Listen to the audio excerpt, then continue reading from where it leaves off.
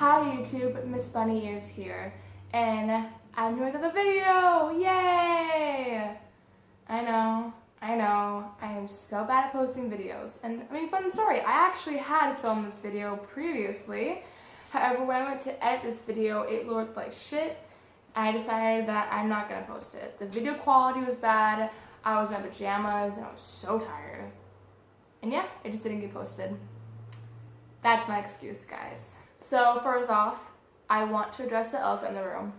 I got a new scarf. I know, it's so pretty, right? It's so great. I'm wearing it all the time. I know it's not book related, but I figure I have a lot of questions asked about it. This is my October wrap up. I read a total of 4 books this past month, and I've got my thoughts all collected and I'm excited to share them with you. The first book I read in October, or basically finished in October, is Crooked Kingdoms by Leo Bardugo. Now, if you've never heard of Six of Crows before, Six of Crows is a duology. And duology is when you have 2 books in a series, and that's just it.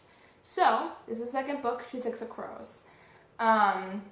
Six of Crows is one of my favorite books. As of right now, it's in the top 5. And, Six of Crows on top 5 books right now. I just loved it so much. And of course, when this came out, I raced to buy it. I had to have it, and I just consumed it immediately. This book, however, so Six of Crows was so good to begin with, and I was worried that the second book would be lackluster, but no, it was, if not better, it was so amazing.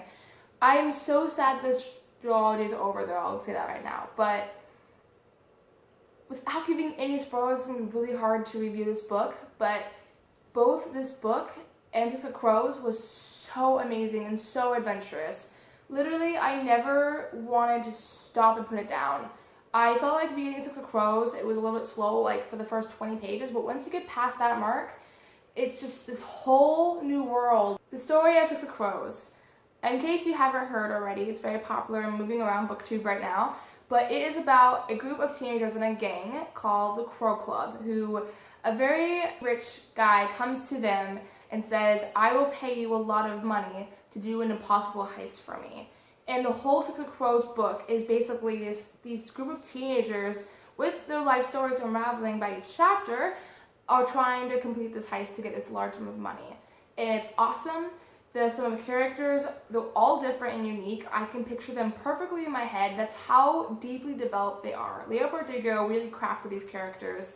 I feel like if you read Six of Crows, you'll understand much better than that, but besides that, the whole world building is beautiful. I think it's so original. I've never heard of a word like that before at all. The adventure's fun. I feel like you never get bored in the story. I could go on and on, guys, but I'm not going to talk about Six of Crows, I'm talking about Crooked Kingdoms right now. And like I said, it was fantastic. It sets off what happened in the first book almost immediately, and I feel like it, of course, doesn't stop. I feel like it's a whole ride as we take it, and it had a beautiful ending. I wanted more. I did cry in the end. I'm not going to give any spoilers, of course, but it was, like I said, beautifully crafted. I don't have any complaints at all besides I want more, and I'm really sad it's over. I wish there was so much more. There were times that I was working at this hotel for my client, because I'm a caregiver, and I was reading this book in the lobby, and at points, like, there'd be a couple kissing, like my OTP, would be kissing, and I'd basically scream. Like, oh my god, this is happening, finally! It was awesome, and as you can see right here, it's all these, like, little marks and tabs of parts that I just, like, fell in love with in the pages. Like, there were parts in this book that I just would read over and over and over again because I loved it so much, it touched me so deeply, and oh man, yeah, if that's not enough, guys, this is so amazing. It actually inspired a tattoo that I'm gonna get, so that should be enough to tell you, pick up Six of Crows. The second book is equally amazing, if not more, and it's not, you won't regret it. There's nothing bad about it. Yeah. Great read. I'm so glad. And I finished reading this book and I was like, I should just read Six of Crows again. Literally, I had to tell myself over and over, I have so many books to read. I am not going to just pick up Six of Crows and read this trilogy again, even though I really wanted to. It was that good, guys. Love these books. Just I will read this probably next year. I probably will read this again. I can't imagine not. This story is so much fun. I'm addicted. I'm hooked. The next book I read in October, it's The Savage Song by Victoria E. Schwab. And you probably have heard of The Savage Song before. Again, it's been all over YouTube lately. I actually got this book in my Owl Crate box for July, which I never actually posted that video of me unboxing my first Owl Crate box because the video quality was so terrible. And I was wearing a short dress, and just long story short, it's not going to be posted ever. But, however, I was so excited to see this. I, as well, got a letter from Victoria and a signed book plate, which is really cool. Enough about that, The Savage Song. It is about monsters, and it sets in this world where monsters do exist, and however everyone's aware of these monsters and people protect themselves from them. There's actually two dividing characters who takes place in the story is between these two perspectives of, sorry, I forgot their names, Kate and August. And they both have their own secrets. Kate is a daughter of a very powerful man that runs a company to protect people from monsters. August is a monster. So you actually put perspectives of completely two opposing forces in here. So it's just a friendship that they travel throughout this whole book as just friends. But it's very interesting. There's three types of monsters: the Kurosai, the Maokai, and the Sunai. I think that's how you say them. At least, of course, I could be wrong. I'm not good at pronouncing words in general, so of course some weird words I don't know may not be pronounced right, so forgive me. But all these different kinds of monsters are very unique and different. However, most people don't know of anyone at all in the story to begin with knows what Sunais do to capture people and eat them. I'm not going to spoil that for you guys. However, I will tell you this book is beautiful. It is so fun and lighthearted. It is a YA novel, but it doesn't feel like a YA novel per se. I have read one book in the past by Victoria Schwab called Darker Shade of Magic, and I love that book, which of course I still need to pick up more of hers. I've only read that one, and her Riches was awesome. So I read this one with so much anticipation, and I was so excited to receive this, and I don't have any complaints, except I do wonder more about the background of the history of the society. I don't think they touch it too much in depth, and I think that was really problematic with the story because although it was lighthearted, it was fun and adventurous, it was also really spooky and gripping. I also feel like as a YA novel, one of the most problematic things I find in these books, society doesn't really talk about the history, about why it is the way that it is, some of the background knowledge, and of course it's YA, so it's not supposed to be too deep, but I really wanted that because, I had a question lingering afterwards that never really got answered. So I'm hoping that the second book that comes out next year, it will answer that question. But besides that, like I said, no complaints. I loved following this friendship. Like I said, I couldn't put it down. I really loved this book. And yeah, they're both 5 stars, by the way, which was really fun. I'm glad that I started off by October on a good note with books. This next book, I already have a review video up, and I'm not going to go too in depth with this because like I said, I have a review video up. And I don't want to explain it over again. But I did read this in October. I'm going to include this, even though it wasn't in my TBR video. I understand. And that is I'm Thinking of Ending Things by Ian Reid. And like I said, I review video, I will link it down below, which we'll go into more depth. But this book I bought on a whim because my best friend was celebrating her birthday and we were at Barnes & Noble and she picked it up. And it just sounded really interesting. It was a really thought-provoking read. However, I don't see it as realistic.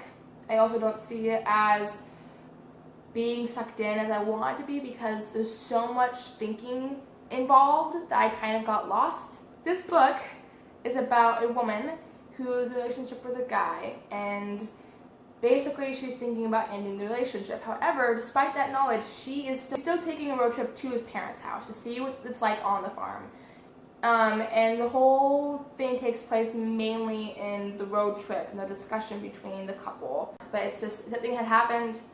That's the main layer of the plot, is figuring out what's going on, what had happened. So I already went my whole thoughts in the review video, and I don't want to go too much. But yeah, like I said, it was very interesting. I like the thoughts in this book. I thought it provoked a lot of my independent thinking. I put this book down sometimes, and I would just think about the words being said and apply it to my life. However, is that what people talk about road trips? Yes, but not the whole time. And I got mixed feelings, guys, but it was good, and yeah. Next book I read in October is Bone Wicked by Jessica Spotswood.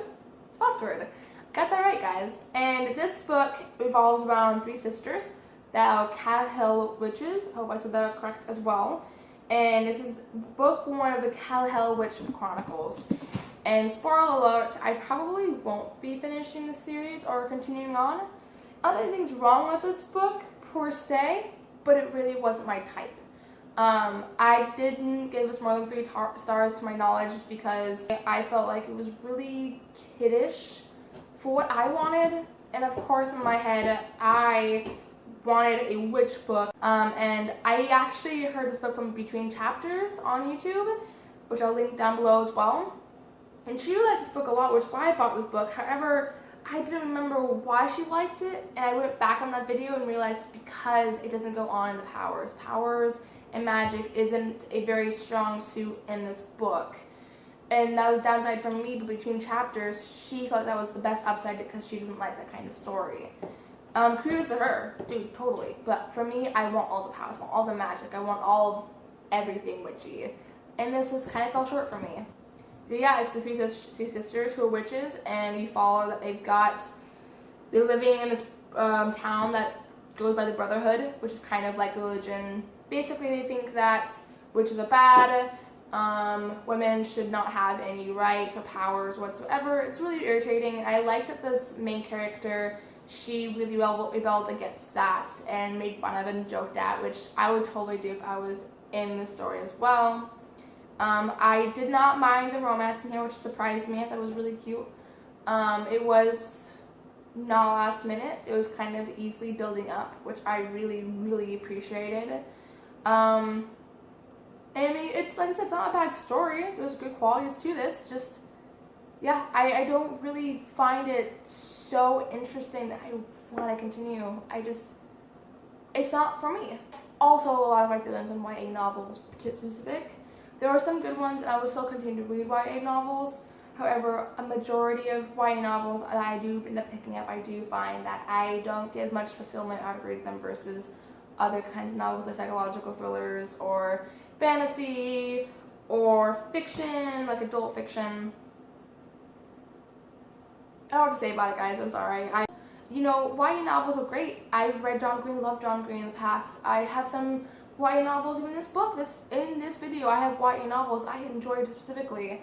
But Born Wicked is just, that's the main reason why a lot of YA I tend to stray away from, is because they end up being lighthearted, not fully developed, with some errors, some things I just don't get along with. Those are the books that I had read in October. I did read one more, but I didn't finish in October, which I'm still going to include in this video. That book is The Devil of Nanking by Moore Hader, and I did not finish in October. I actually got so busy with my life, kind of fell through the floor at the end of October, so that's why I didn't get to complete my whole TBR list. But I did start this. I have finished it now.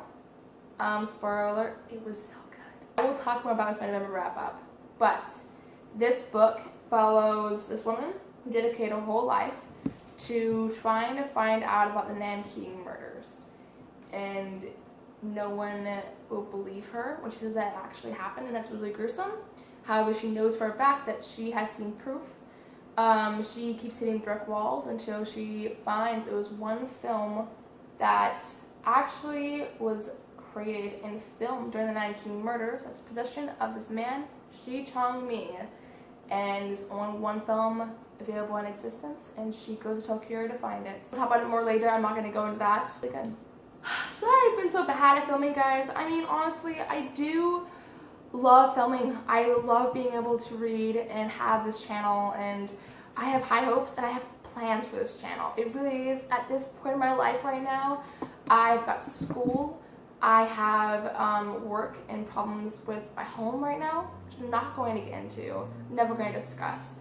But I'm in this moment where I'm trying to transition and trying to work and build and reevaluate my life and who I am as a person, which is probably why you saw, gosh, the new scarf is new. I'm just kidding, guys. All we see is the hair. But I'm hoping that I can film more. I'm making a conscious effort that whenever I have the ability, I'm going to. And I plan to do a script as well as probably more written out thoughts so I don't sound so choppy in videos. Which comes to my next point.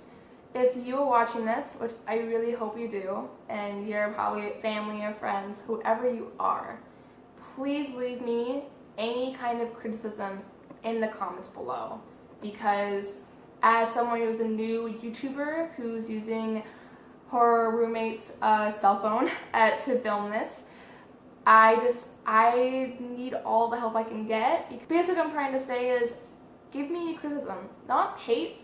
If you have criticism for me, if you have any thoughts or advice on my videos, I would love to hear them.